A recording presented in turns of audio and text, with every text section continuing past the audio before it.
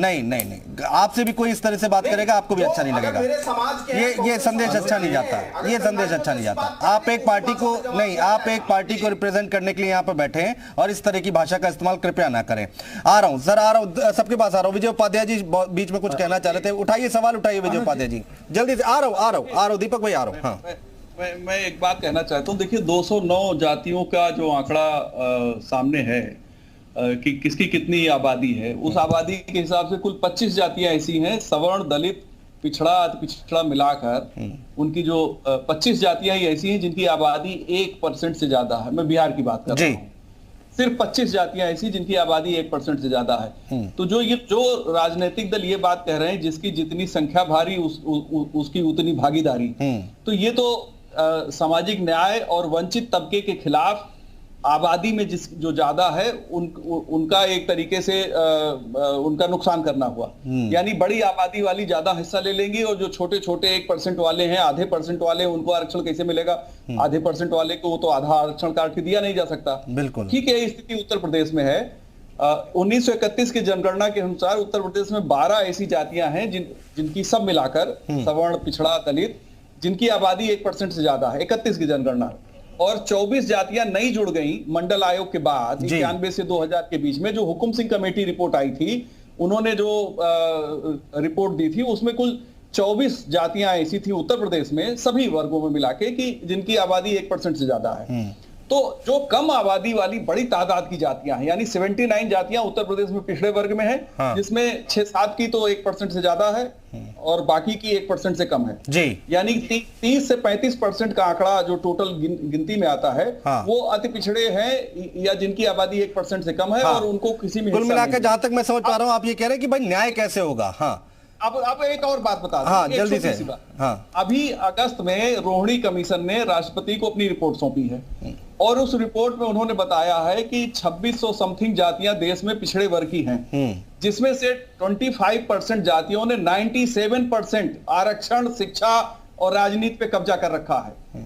2600 में से 25% जातियां ऐसी हैं जिन्होंने देश की राजनीति पर, देश की शिक्षा जो ओबीसी आरक्षण वाला मिलता है, देश की नौकरियां जो आरक्षण के तहत मिलती हैं, उन पे कब्जा सिर्फ 25% का है। बाकी 75% जातियां वास्तव में वंचित हैं, वास्तव में सामाजिक न्याय उनके लिए जरूरी है। बिल्कुल, इस पे कोई राजनीतिक दल बोलने इस पे कैसे बोलेंगे? दीपक रंजन जी बोलिए जल्दी से। देखिए, अभी भारतीय जनता पार्टी के काबिल प्रवक्ता मनोज उपाध्याय जी कह रहे थे, हमें देखिए कोई हर्ज नहीं है, ब्राह्मण भी जिलाधिकारी बने, कायस्थ भी बने, ठाकुर भी बने, जो जिस समाज से आता बने, लेकिन इनके हिसाब से क्या ओबीसी कैटेगरी के अंदर डीएम बनने की काबिलियत नहीं है? ये स्पष्ट कह रहे हैं कि डीएम, अरे हमें क्या दिक्कत होगी? वो तो दिक्कत तो आपको हो रही है। आप ओबीसी समाज के लोगों को डीएम जिलाधिकारी नहीं बनाना चाहते हैं और आप बोल रहे हैं कि हमें क्या दिक्कत होगी? अरे हमें कोई दिक्कत नहीं होगी। उत्तर प्रदेश में 75 जिला है, 75 जिले में आप ब्राह्मण बनाइए, कायस्थ बनाइए, ठाकुर बनाइए, ओबीसी और संख्यक समाज के लोगों से बनाने से आप क्यों पीछे हट रहे हैं? अच्छा, रहा सवाल कास्ट सेंसस का, अनुज जी, कास्ट सेंसस 2021 में इन्होंने कोविड का हवाला दे करके उन्होंने कहा कि कोविड की वजह से हमने कास्ट सेंसस नहीं कराया। लेकिन अभी जो G20 कंडक्ट हुआ, जितनी भी कंट्रीज ने हिस्सा लिया, कोई एक कंट्री बता दी है जिसने कोविड की वजह से कास्ट सेंसस ना कराया हो? इवन चाइना और यूके तक ने कास्ट सेंसस कराने का काम किया। और आज आपके सामान्य चैनल पे अनुज जी मैं ये कह करके जा रहा हूं कि जब 2024 में इंडिया परिवार की सरकार बनेगी तो पूरा इंडिया परिवार जो है सबसे पहले कास्ट सेंसस के साथ इकोनॉमी एंड कास्ट सेंसस कराने का काम करेगा। और इंडिया परिवार में पीडीए की स्ट्रेटजी है जिसको लेकर के हम लोग आगे बढ़ रहे हैं और जनता का प्यार आशीर्वाद मिल रहा है। और जब 2024 में इंडिया परिवार की सरकार बनेगी तो निश्चित रूप से सबसे पहला काम अगर कोई होगा, क्योंकि इंडिया परिवार के जितने भी घटक दल हैं सब एक सुर में चाहते हैं कि जातिगत जनगणना, लालू यादव ने भी बोल दिया है ये बात, लालू यादव ने बोल दी है कि अगर हमारी सरकार बनी तो हम पूरे देश में कराएंगे। जी बोलिए मनोज उपाध्याय जी। बिल्कुल बिल्कुल बिल्कुल होना चाहिए। बिल्कुल अनुज जी, देखिए हम कल अभी हमारे मित्र को भी इसकी जानकारी ने कि आईएसडीएम कोई पार्टी नहीं बनाता है। वो जमाने लग गए जब सपा के लोगों ने पैरवी करके अधिकारियों पे लगा के उसको बनाते थे। सुनिए, कोई नहीं राजनीति, वो अपनी काबिलियत पे ही बनता है। यहाँ अगर आप आए हैं तो आपकी काबिलियत क्या है? अब अखिलेश यादव के नाकाम है, अखिलेश यादव की क्षमता नहीं है कि वो किसी भी प्रकार को कर दे। ये हर जगह बोलते हैं अखिलेश यादव की क्षमता है निराली करने। मुलायम सिंह यादव के नाम पर एक बार मुख्यमंत्री बने, बैसाखी के सहारे चलने का काम अखिलेश यादव लगातार कर रहे हैं। कभी अखिलेश यादव की क्षमता नहीं रही कि बिना गठबंधन के वो कभी भी चुनाव लड़ेंगे।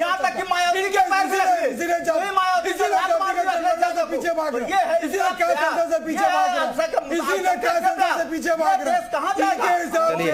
इनके हिसाब से कोई ओबीसी काबिल नहीं है। चलिए, ठीक है। आज इन्होंने दिखा दिया ठीक है। कि सम्मानित चैनल पे। देखिए आज चाहे वो एक चीज हुई है, सम्मानित चैनल पे। ठीक है ठीक है ठीक है ठीक है ठीक है, ये राजनीतिक तू में चलती रहेगी।